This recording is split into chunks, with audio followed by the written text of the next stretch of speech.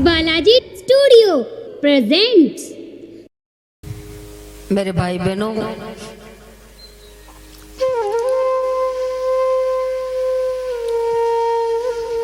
भागवत सुनने के बाद में सप्ताह भागवत चलेगी, लेकिन भागवत सुनने के बाद में हर एक इंसान को ऐसा लगना चाहिए कि मैं 7 दिनों में कुछ नया हो गया हूं, या 7 दिन में मेरा जन्म हो गया है दूसरा। क्योंकि मेरे भाई बहनों, माता पिता इंसान को जन्म देते हैं, सब कुछ होने के बाद भी इंसान अधूरा रह जाता है। क्योंकि माता पिता सिर्फ जन्म दे सकते हैं, लेकिन इंसान के अंदर जन्म के साथ इंसान का हर एक प्रकार से, जैसे दुख सुख लाभ हानि, ये सभी साथ में जन्म जाते हैं। लेकिन इंसान को परमात्मा सब कुछ देता है। कोई भी पशु होता है, पशु को आप बोलो कि भाई आप सत्संग करो, लेकिन पशु सत्संग नहीं कर सकता है। क्यों नहीं कर सकता? इसका एक कारण है, क्योंकि वो पशु है। आप 84 लाख प्रकार की योनिया में 84 लाख प्रकार की हर जीव में ये जीव जाता है, जन्म लेता है, लेकिन इंसान पशु बनने के बाद में इंसान सत्संग नहीं कर सकता है। सत्संग का तो एक मनुष्य के अंदर ही ऐसा भगवान ने जन्म दिया है कि वो अपना जीवन सुधारे, लेकिन भूल गया बेचारा। गर्भ में अनेक प्रकार का वादा करता है कि भाई मैं सत्संग ही करूं, लेकिन वो सत्संग सार्थक नहीं होते हैं।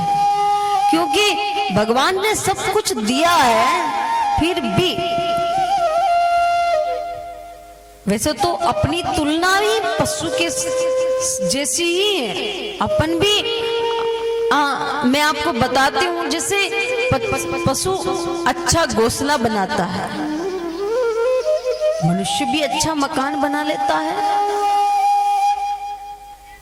कहते कि नहीं कहते, तुम्हारी नहनी कमर जैसी कमर है, तुम्हारी चाल गजगावनी जैसी है, अरे तुम्हारी आंखें कितनी सुंदर है, अरे तुम्हारी कमर कितनी सुंदर है। ऐसा आजकल पशुओं में भी तुलना होती है। अरे तुम्हारी हर चीज देख लो आप, घोंसला पशु भी बनाता है, सुंदर पशु भी होता है, नैन पशु में भी सुंदर होता है, लेकिन पशु सत्संग नहीं कर सकता। लेकिन ये मनुष्य जीवन ऐसा साधन है जो सत्संग करके अपना जीवन को सत्य की तरफ मोड़ करके जीवन को सार्थक कर सकता है। मेरे भाई,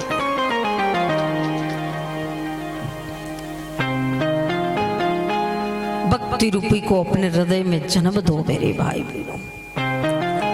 बाकी आया ऐसे चला गया, क्या मतलब निकला? जिंदगी कहा है, जिंदगी शाश्वत बनाओ, अच्छी बनाओ।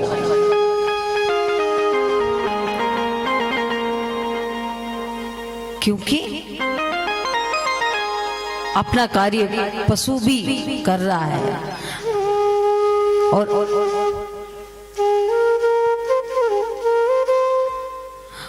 क्योंकि मनुष्य जीवन एक ऐसा जीवन दिया परमात्मा ने कि तू पशु बनने के बाद में तुम सत्संग नहीं कर पाएगा। मैं तुम्हें ऐसा जीवन देता हूं जिसमें तू तेरा जीवन सुधार सकेगा। लेकिन मनुष्य कुछ नहीं कर पाया।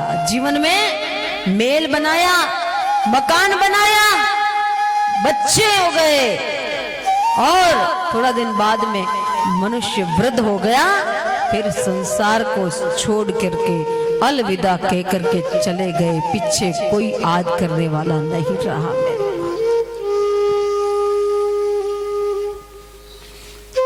अरे भगवान ने जन्म दिया है तो कुछ तो करो, लेकिन नहीं। अपने मारवाड़ी में एक भजन गावे थे, आप क्यों तो गाऊं? हाँ गाऊं? ठीक है।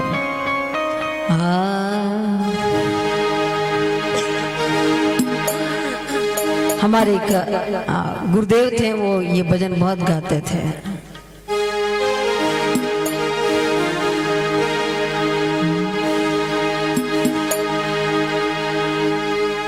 राम जीरो नाम बेले वो मारा बाई रे। राम जीरो नाम अबेले वो मारा बाई रे। मन कज मारो यूं जावे मारा बाई रे। मारो जावे मारा बाई रे। राम जीरो नाम बेले वो मारा बाई रे। राम जीरो नाम वो मारा बाई रे। मन कज मारो यूं जावे मारा बाई रे। मन कज मारो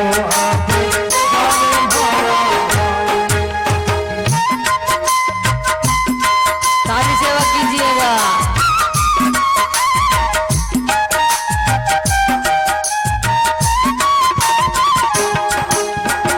राम जीरो नाम तो सब जना लइयो। राम जीरो नाम यो सब जना लइयो। मीरा ने तो विष का अमृत पिया मारा भाई रे। मीरा ने तो विष का अमृत पिया मारा भाई रे। मन कज मारो रे जावे मारा भाई रे। मन कज मारो राम जीरो नाम या बेले वो मारा भाई रे। राम जीरो नाम या बेले वो मारा भाई रे।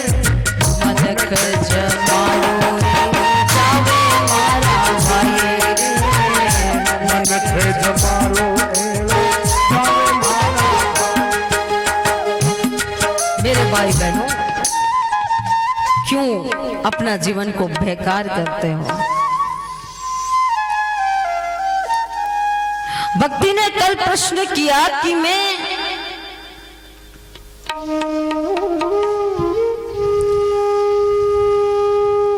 भक्ति क्या कह रही है कि इंसान के जीवन कैसा बनता है। भक्ति ने कहा कि मैं कर्नाटक में पैदा हुई और द्रविड़ देश में मेरा पालन पोषण हुआ और महाराष्ट्र में मेरा प्रचार हुआ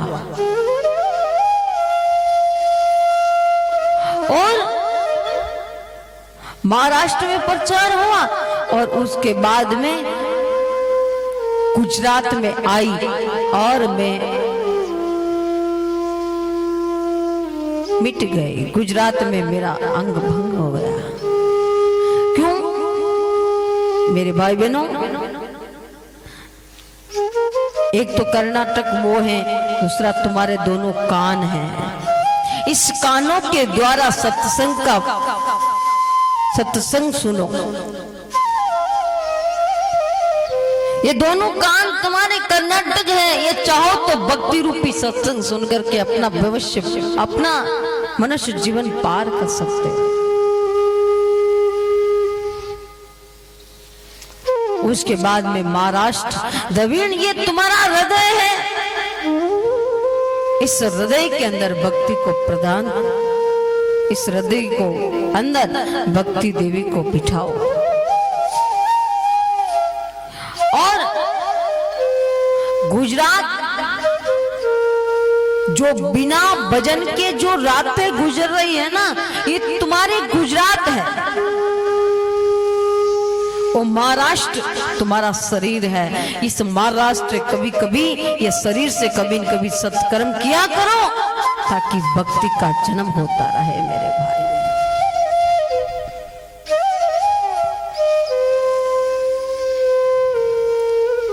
जब आनंद तट पर भक्ति देवी प्रकट हुई थी, उस समय उद्धव जी ने कीर्तन हुआ। कीर्तन के अंदर उद्धव जी ने जांच बजाया था। सुखदेव भगवान भी वहां आए, पार्वती मैया भी आई, सब आए और भक्ति देवी को स्थान दिया।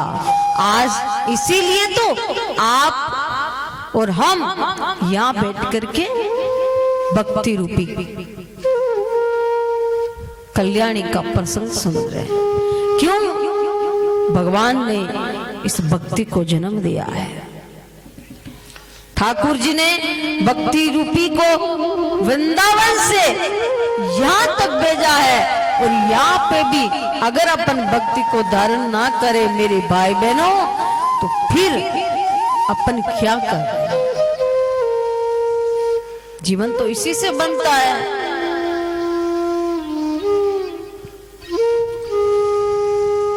जीवन इसी से बनता है। क्यों अपना जीवन बेकार करें? आज प्रश्न पूछा है सूत जी से सोनगाद ऋषियों ने।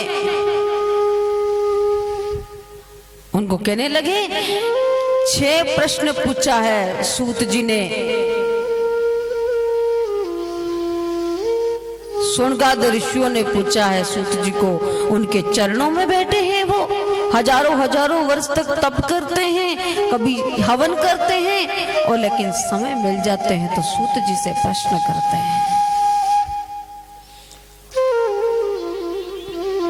सूत जी को पूछने लगे कि आप हमें प्रश्न का उत्तर दीजिएगा।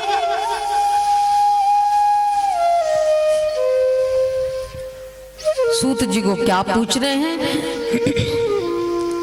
सबसे प्रथम प्रश्न पूछा है, हमारी चिंता कैसे दूर हो? दूसरा पूछा है, इस मानव जन्म में हमारा कल्याण कैसे हो? तीसरा पूछा कि भगवान ने कितने अवतार लिए और कहां कहां उद्धार किया? चौथा प्रश्न पूछा है कि भगवान ने देवकी के गर्भ से जन्म क्यों लिया? क्या कारण था? पांचवा है, मैं माया मोह से दूर कैसे हूं? मेरे भाई बहनों, जब पांचों प्रश्न, पांच प्रश्न सूत जी से पूछे सोनगाद ऋषियों ने, तो सूत जी कह रहे हैं कि मैं पहले मंगलाचरण करूंगी। सूत जी ने भी मंगलाचरण किया है और मंगलाचरण करके फिर अपने गुरुदेव का ज्ञान किया है। अपने गुरुदेव के चरणों का ज्ञान किया है। गुरुदेव के चरणों, गुरुदेव कौन है? गुरुदेव सुखदेव है। उनके चरणों का ध्यान आज सूत जी ने किया।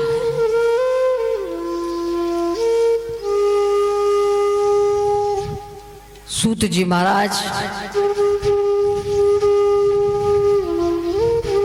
वो पूछने लगे, सोनकाद ऋषि उनका उत्तर देना है। मेरे भाई बहनों,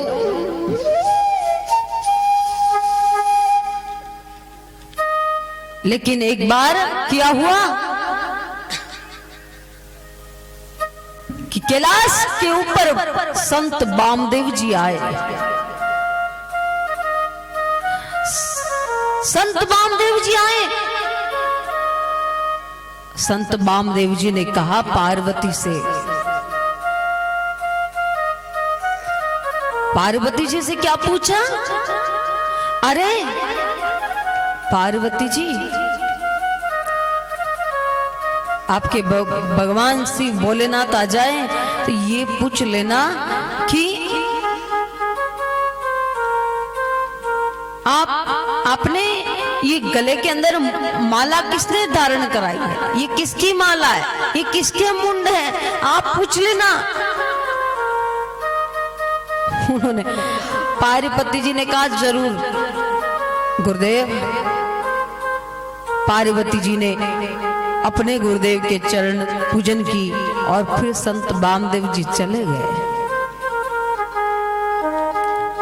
उन्होंने, पार्वती जी ने भगवान शिव जैसे कैलाश पर आए तो पार्वती जी ने पूछा कि भगवान आपने किसकी माला धारण कर रखी? ये मुंड किसके हैं? आजकल सिस्टम चला है मोबाइल। देवियों, हल्ला करोगी या मेरी बातों का जवाब दोगी? आजकल सिस्टम चला है मोबाइल का, है ना? मोबाइल सिस्टम चला है तो अब किसी दूसरी स्त्रियों का अगर फोटो देख लेते हैं देवियां तो पूछती है भाई ये किसके फोटो है?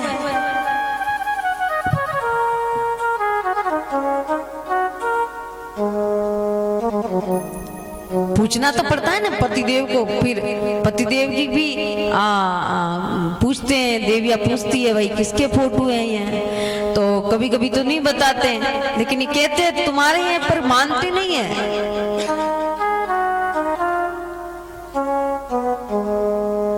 पार्वती जी ने पूछा भगवान ये किसके मुंड हैं आपके गले के अंदर? कहा देवी और कभी पूछ लेना। और पार्वती जी को ज्यादा संशय हुआ। पार्वती जी कहने लगे भाई कहना क्यों नहीं चाहते हैं? आखिर में क्या फर्क पड़ गया इनको? क्या हो गया? क्यों नहीं कह रहे? उन्होंने कहा, फिर पूछा पार्वती जी ने प्रश्न, बताइए ना प्रभु ये किस नाथ, बताइए ये किसके मुंड है? कहा बस और कभी पूछ लेना। फिर पूछा, लेकिन पार्वती जी ने पूछा जैसे ही प्रश्न तो भगवान शिव ने कहा ये तो तेरे ही मुंड है। क्या मेरे मुंड कैसे हैं? कहा बस, कहा मैं बार बार मरती हूं, तुम बार बार नहीं मरते हो क्या? नहीं।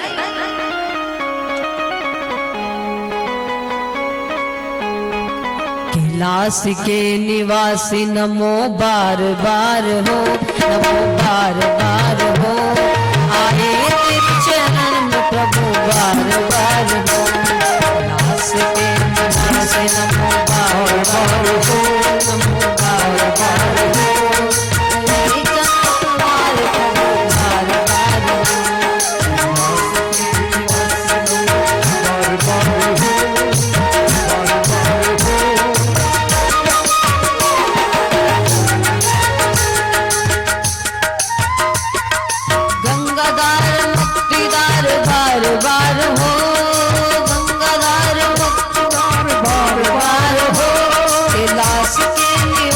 नमो बार बार हो, कैलाश के निवास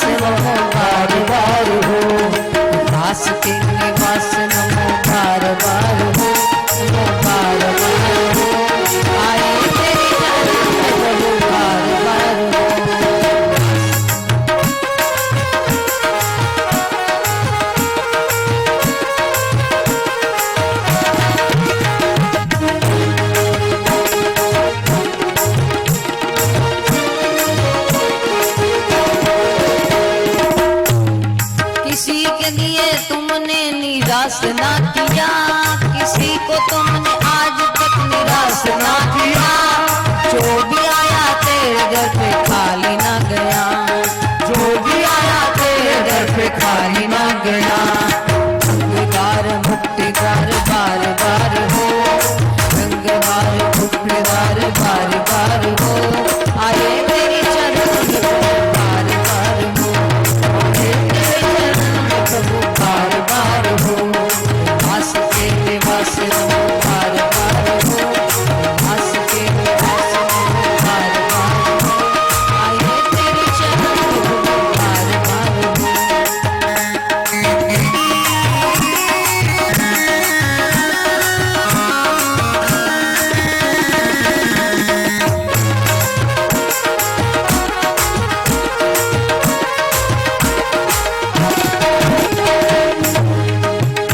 मेरे भाई बहन, उन्होंने पूछा क्या मैं मरती हूं आप नहीं मरते हो? कहा नहीं। कहा नहीं मरने का कारण क्या है? कहा मैंने अमर कथा सुनी, तुमने अमर कथा नहीं सुनी, इसलिए मैं नहीं मरता हूं। कहा प्रभु मुझे भी अमर कथा सुनाओ न तो भगवान शिव ने 3 बार ताली बजाई। 3 बार ताली बजाने का कारण है कि सभी पशु पक्षी सभी चले जाएं, कैलाश पर कोई रहना नहीं चाहिए। फिर भी पार्वती जी को बाहर भेजा, अरे देवी बाहर जाके देख के आओ कोई है तो नहीं है बाहर। वो देखने गई, पार्वती जी कहा प्रभु कोई नहीं है। कहा कोई नहीं है? हाँ कोई नहीं है। तब पार्वती जी को कथा सुनाने के लिए बैठे भगवान शिव। थोड़ी देर तो कथा सुनाई, 10वें स्कंद तक तो कथा कही। उसके बाद में थोड़ा सा पार्वती जी को नींद आ गई। भगवान शिव ने कहा कि तुम ओंकारा देते रहना, मैं कथा सुनाऊं। तो थोड़ी सी नींद आ गई। अब नींद आ गई तो ध्यान रहा नहीं, बाहर एक तोता का पंचिका एक अंडा पड़ा हुआ था, उसमें जीव आ गया और वो एक पक्षी का रूप लेकर के वो कथा सुन रहा था। पार्वती जी को नींद आ गई, वो ओंकारा दे रहा था। जैसे उद्धव समाद आया और पार्वती जी ने कहा कि भगवान शिव ने कहा कि देवी अब तो कथा विश्राम की ओर जा रही है। का प्रभु आगे कथा सुनाओ ना। का सुनाए का? अब तो 10वां स्कंद हो गया है, अब तो कथा भी विराम होने जा रही है, क्या करें? अरे विराम होती जा रही मतलब अब नहीं सुनाओ क्या? नहीं। का मेरे को थोड़ी सी नींद आ गई थी। अच्छा नींद आ गई, बताओ तो ये ओंकारा कौन बन रहा था? बाहर कौन है? लीला करने के लिए भगवान शिव बाहर गए। बाहर जाके देखा तो एक तोता का पंछी वो कथा सुन रहा था। वो कथा सुन रहा था तो भगवान शिव ने लीला करने के लिए उसके ऊपर त्रिशूल उठा लिया। अब आगे आगे वो तोता का पंछी है, पीछे पीछे भगवान शिव वेद व्यास जी के आश्रम पर पहुंचा। भगवान शिव बाहर खड़े हैं, वेद व्यास जी अपने आश्रम पर विराजमान है, लेकिन वो तोता का बच्चा था, उसने वायु का रूप लिया और वेद व्यास जी की पत्नी विटिका छत के ऊपर बाल सुखा रहे थे, उसके वायु का रूप लेके जैसे ही उनको जवाई आई तो वो वायु का रूप लेकर के गर्भ के अंदर चला गया। अब भगवान शिव वेद व्यास जी को पूछ रहे हैं कि आपके आश्रम में चोर घुसा है, मैं उसको मारूंगा। कहा प्रभु उनको आप कैसे मारूंगा, मैं तो कभी मैं यही बैठा हूं किसी समय से, यहाँ पे कोई आया ही नहीं। कहा नहीं, मैं उनको मारूंगा, आपके आश्रम में चोर घुसा है उसको बाहर निकालो। कहा चोर को बाहर कैसे निकाले, वो तो आया ही नहीं, कोई गया ही नहीं मेरे आश्रम में, मैं तो कभी से यहाँ बैठा हूं।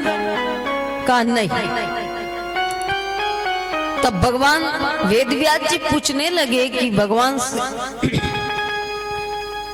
प्रभु मुझे बताओ ना वो कौन है, आप ये क्या लीला कर रहे हो।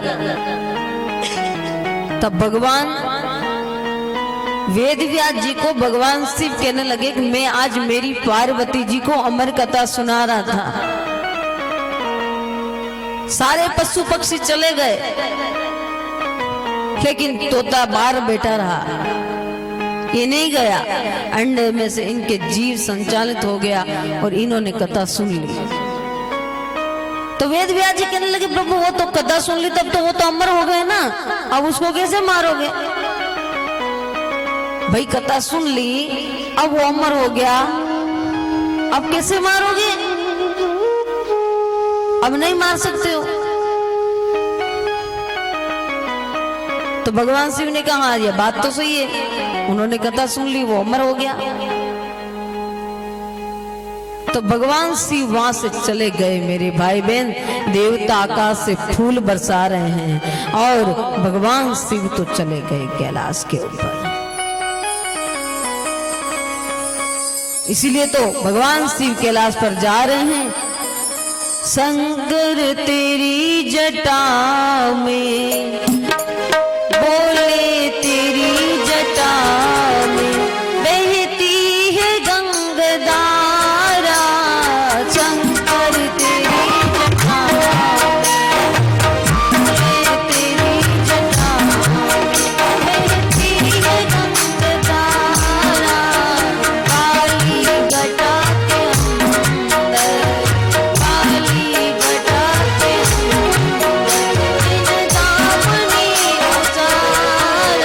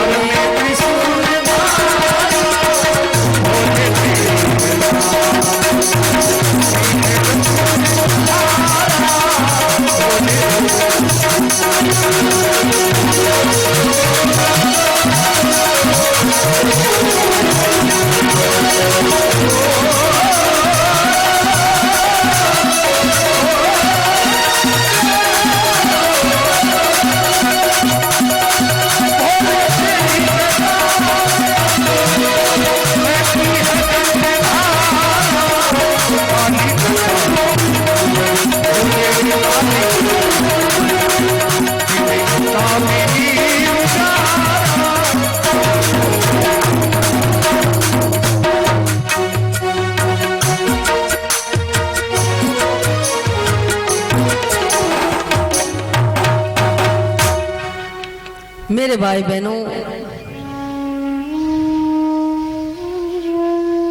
भगवान शिव चले गए कैलाश के ऊपर, कैलाश के अंदर गए और इधर से विट्टिका ने गर्भ धारण किया और 12 साल तक सुखदेव भगवान बाहर आए ही नहीं। वेद व्यास भी प्रार्थना करने लगे, प्रभु क्या अपनी माँ को इतने दुख दोगे? 12 साल के बाद आकर के पिता का मुख ही नहीं देखा और जंगल की तरफ चले गए। पीछे पीछे वेद व्यास जी, आगे आगे सुखदेव भगवान।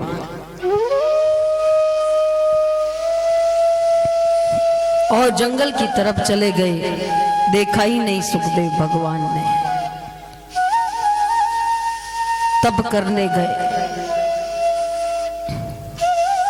उसके बाद में एक दिन नारद जी आए। नारद जी को देख करके नारद जी ने देखा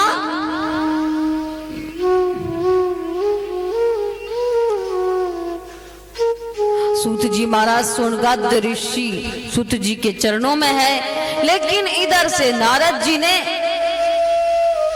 वेद व्यास जी को देखा तो कहा कि आपका मन शांति से नहीं है, चिंता से उलझा हुआ है। नारद जी ने कहा, वेद व्यास जी ने कहा बात तो सही है। कहा क्यों? अरे आपके मैंने इतना पुराण लिखे,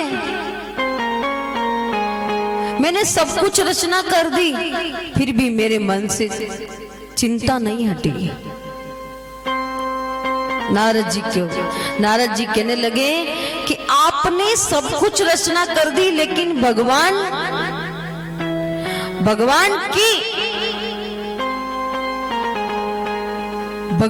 की ग्रंथ की रचना नहीं की है। आपने सब कुछ कर दिया, लेकिन भगवान की जो वांगमय स्वरूप है, जो भगवान का जो रूप है, उनकी रूप माधुरी अभी तक नहीं लिखी व्यास जी। कहा ये बात तो नारद जी कहने लगे कि आप भगवान की वांगमय स्वरूप को लिखो। उन्होंने कहा क्या लिखूं? कहा मैंने इतनी ग्रंथ की रचना की, कहा की पर फिर भी भगवान की वांगमय स्वरूप, भगवान की गाथाएं लिखो, भगवान का स्वरूप लिखो।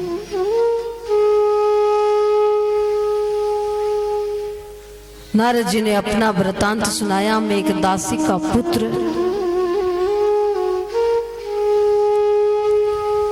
मेरी माँ जंगल मेरी माँ कोई भी किसी के घर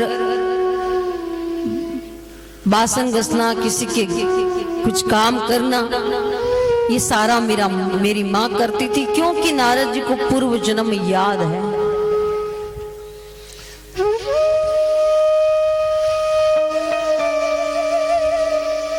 तो मेघदासी का पुत्र, मेरी माँ घर घर जाती, काम करती, तो मैं एक बार मेरे गांव के अंदर संत आए थे। संतों का काम करने लगी मेरी माँ। मेरे गांव में भंडारा होता था। फिर मेरी माँ एक बार संत के सेवा करने के लिए गई। शाम हो गई। शाम होते ही मैंने खाना ही नहीं खाया। फिर संतों की जूठी पतले उठाया। संतों की जूठी पतली भी उठाई मैंने, व्यास जी। फिर संतों की जूठी प्रसादी खाया और जूठी प्रसादी खा करके फिर मैं अंदर आया व्यास जी। तो संतों ने मेरे कर ऊपर दया की और मेरे को प्रसाद दिया। यह प्रसाद फिर कभी संत मेरे गांव में आते थे तो मैं एक 5 वर्ष का बालक मैं उनके चरणों में जाके गिर जाता। अब वेद व्यास जी को संत मिल गए हैं और जहां संत मिल जाते हैं वहां बसंत आ जाती है। अब इतने दिन व्यास जी का मन में चिंता थी। इतने दिन व्यास जी के अंदर बहुत सारी चिंताएं थी कि मेरा मन स्थिर नहीं है, मेरा मन व्याकुल है मेरा मन। लेकिन आज नारद जी मिल गए, संत मिल गए तो मेरे भाई बहन जीवन तीर्थ हो गया, जीवन तीर्थ हो गया। इसलिए तो कहा जहां संत मिलन हो जाए, जहां वाणी हरि गुण गाए, वहां संत मिलन हो जाए, मेरी वाणी हरि गुण गाए। बस इतना समझ लेना, अब हरि से मिलन होगा। बस इतना समझ लेना। हाथ ऊपर, ताली सेवा करिएगा।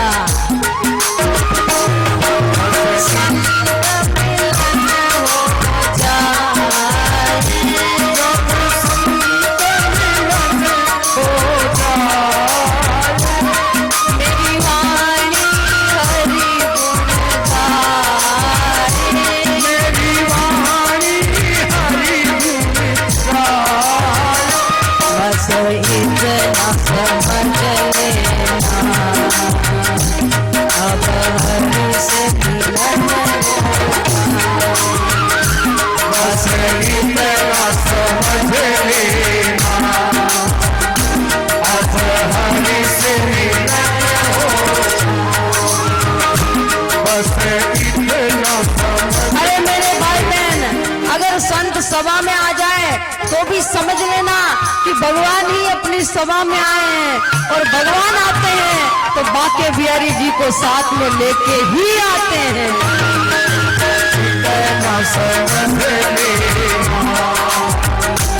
अब हरि से मिलन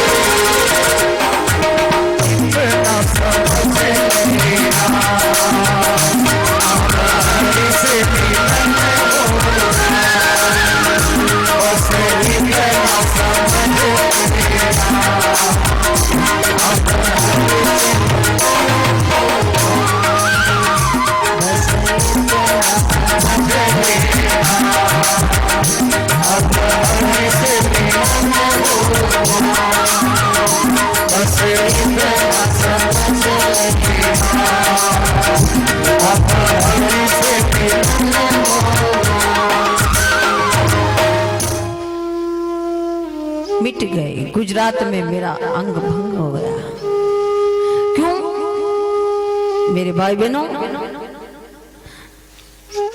एक तो कर्नाटक वो है, दूसरा तुम्हारे दोनों कान हैं। इस कानों के द्वारा सत्संग सुनो। ये दोनों कान तुम्हारे कर्नाटक है। ये चाहो तो भक्ति रूपी सत्संग सुनकर के अपना भविष्य, अपना मनुष्य जीवन पार कर सकते हो। उसके बाद में महाराष्ट्र, द्रविड़, ये तुम्हारा हृदय है। इस हृदय के अंदर भक्ति को प्रदान, इस हृदय को अंदर भक्ति देवी को बिठाओ। और गुजरात जो बिना भजन के जो रातें गुजर रही है ना, ये तुम्हारे गुजरात है। वो महाराष्ट्र तुम्हारा शरीर है। इस महाराष्ट्र कभी कभी ये शरीर से कभी न कभी सत्कर्म किया करो, ताकि भक्ति का जन्म होता रहे मेरे भाई।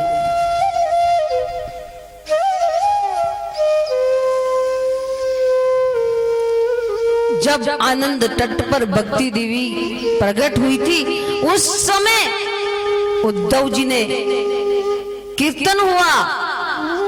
कीर्तन के अंदर उद्धव जी ने झांझ बजाया था। सुखदेव भगवान भी वहां आए, पार्वती मैया भी आई, सब आए और भक्ति देवी को स्थान दिया। आज इसीलिए तो आप और हम यहां बैठ करके भक्ति रूपी कल्याणी का प्रसंग सुन रहे हैं। क्यों? भगवान ने इस भक्ति को जन्म दिया है। ठाकुर जी ने भक्ति रूपी को वृंदावन से यहां तक भेजा है। और यहाँ पे भी अगर अपन भक्ति को धारण ना करें मेरे भाई बहनों, तो फिर अपन क्या कर? जीवन तो इसी से बनता है।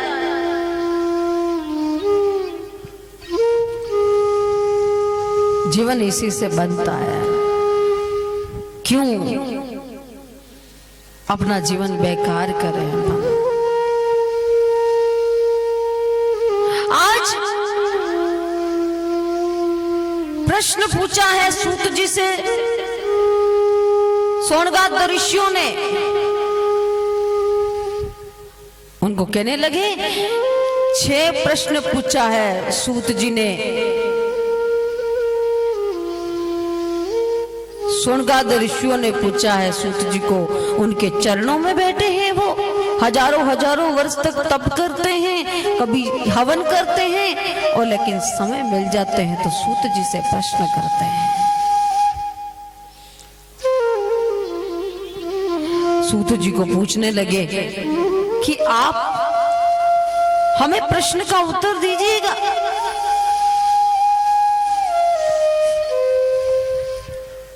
सूत जी को क्या पूछ रहे हैं? सबसे प्रथम प्रश्न पूछा है, हमारी चिंता कैसे दूर हो? दूसरा पूछा है, इस मानव जन्म में हमारा कल्याण कैसे हो? तीसरा पूछा कि भगवान ने कितने अवतार लिए और कहां कहां उद्धार किया? चौथा प्रश्न पूछा है कि भगवान ने देवकी के गर्भ से जन्म क्यों लिया? क्या कारण था? पांचवा है, मैं माया मोह से दूर कैसे हूं? मेरे भाई बहनों, जब पांचों प्रश्न, छठे 5 प्रश्न सूत जी से पूछे सोनगाद ऋषियों ने, तो सूत जी कह रहे हैं कि मैं पहले मंगलाचरण करूंगी। सूत जी ने भी मंगलाचरण किया है और मंगलाचरण करके फिर अपने गुरुदेव का ज्ञान किया है। अपने गुरुदेव के चरणों का ज्ञान किया है। गुरुदेव के चरणों, गुरुदेव कौन है? गुरुदेव सुखदेव है। उनके चरणों का ध्यान आज सूत जी ने किया है।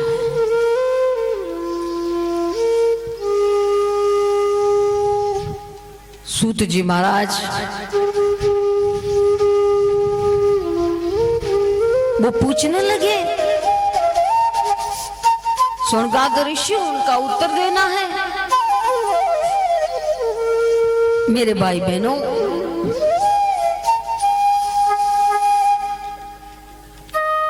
लेकिन एक बार क्या हुआ कि कैलाश के ऊपर संत वामदेव जी आए। संत वामदेव जी आए। संत वामदेव जी ने कहा पार्वती से,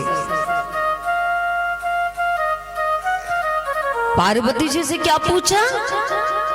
अरे पार्वती जी, आपके भगवान शिव भोलेनाथ आ जाए तो ये पूछ लेना कि आपने ये गले के अंदर माला किसने धारण कराई है? ये किसकी माला है? ये किसके मुंड है? आप पूछ लेना। उन्होंने, पार्वती जी ने कहा जरूर गुरुदेव। पार्वती जी ने अपने गुरुदेव के चरण पूजन की और फिर संत वामदेव जी चले गए। उन्होंने, पार्वती जी ने, भगवान शिव जैसे कैलाश पर आए तो पार्वती जी ने पूछा कि भगवान आपने किसकी माला धारण कर रखी? ये मुंड किसके हैं? आजकल सिस्टम चला है मोबाइल। देवियों, हल्ला करोगी या मेरी बातों का जवाब दोगी? आजकल सिस्टम चला है मोबाइल का, है ना? मोबाइल सिस्टम चला है तो अब किसी दूसरी स्त्रियों का अगर फोटो देख लेते हैं देवियां तो पूछती है भाई ये किसके फोटो है?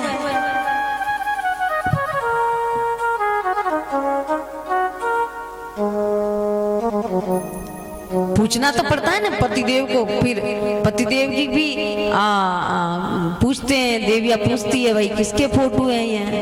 तो कभी कभी तो नहीं बताते, लेकिन ये कहते हैं तुम्हारे हैं, पर मानते नहीं है।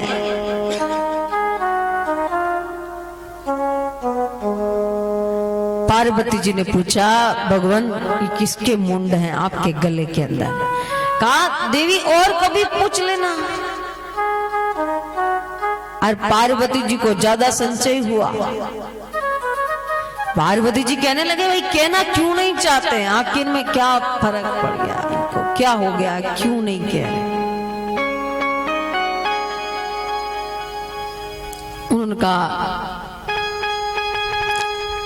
फिर पूछा पार्वती जी ने प्रश्न, बताइए ना प्रभु ये किस नाथ, बताइए ये किसके मुंड है?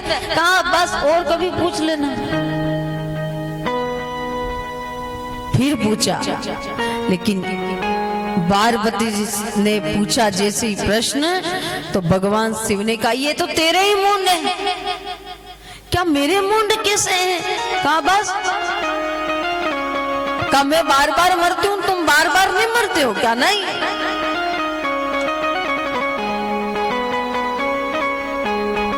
कैलाश के निवासी नमो बार बार हो, नमो बार बार हो, आए तेरे चरण में प्रभु बार बार हो। कैलाश के निवासी नमो बार बार हो, नमो बार बार हो, आए तुम्हारे प्रभु बार बार हो।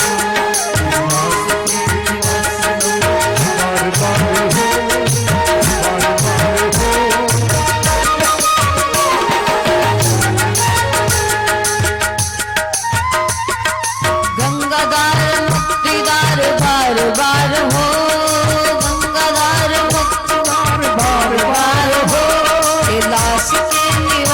नमो बार बार हो, कैलाश के निवास नमो बार बार हो, कैलाश के निवास नमो बार बार हो, नमो बार बार हो, आए तेरी शरण में प्रभु बार बार हो।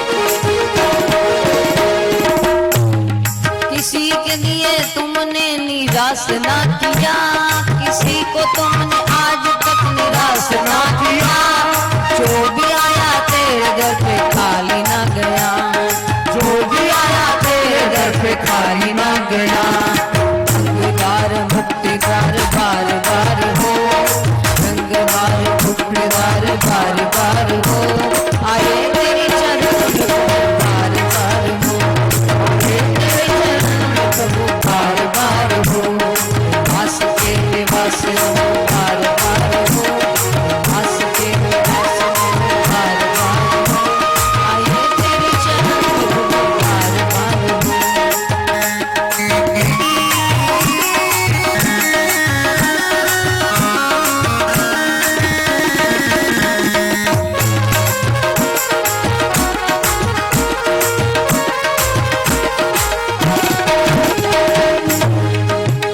मेरे भाई बहन, उन्होंने पूछा क्या मैं मरती हूं आप नहीं मरते हो? कहा नहीं।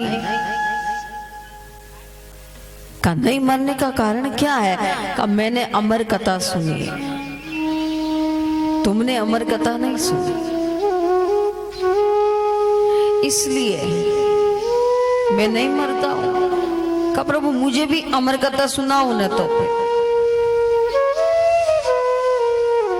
तो भगवान शिव ने 3 बार ताली बजाई।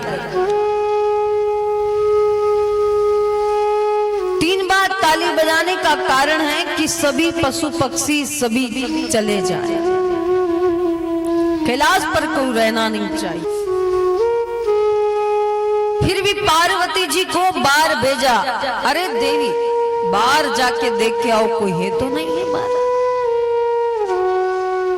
वो देखने गई, पार्वती जी कहा प्रभु कोई नहीं है। कहा कोई नहीं है? हाँ कोई नहीं है। तब पार्वती जी को कथा सुनाने के लिए बैठे भगवान से थोड़ी देर तो कथा सुनाई, 10वें स्कंद तक तो कथा कही। उसके बाद में थोड़ा सा पार्वती जी को नींद आ गई। भगवान शिव ने कहा कि तुम ओंकारा देते रहना, मैं कथा सुनाऊं। थोड़ी सी नींद आ गई। अब नींद आ गई तो ध्यान रहा नहीं, बाहर एक तोता का पंचिका एक अंडा पड़ा हुआ था, उसमें जीव आ गया और वो एक पक्षी का रूप लेकर के वो कथा सुन रहा था। पार्वती जी को नींद आ गई, वो ओंकारा दे रहा था। जैसे उद्धव समाद आया और पार्वती जी ने कहा कि भगवान शिव ने कहा कि देवी अब तो कथा विश्राम की ओर जा रही है। का प्रभु आगे कथा सुनाओ ना। का सुनाए का? अब तो 10वां स्कंद हो गया है, अब तो कथा भी विराम होने जा रही है, क्या करें? अरे विराम होती जा रही मतलब अब नहीं सुनाओ क्या? नहीं। का मेरे को थोड़ी सी नींद आ गई थी। अच्छा नींद आ गई, बताओ तो ये ओंकारा कौन बन रहा था? बाहर कौन है? लीला करने के लिए भगवान शिव बाहर गए। बाहर जाके देखा तो एक तोता का पंछी वो कथा सुन रहा था। वो कथा सुन रहा था तो भगवान शिव ने लीला करने के लिए उसके ऊपर त्रिशूल उठा लिया। अब आगे आगे वो तोता का पंछी है,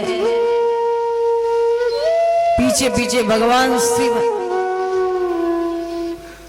वेद व्यास जी के आश्रम पर पहुंचा।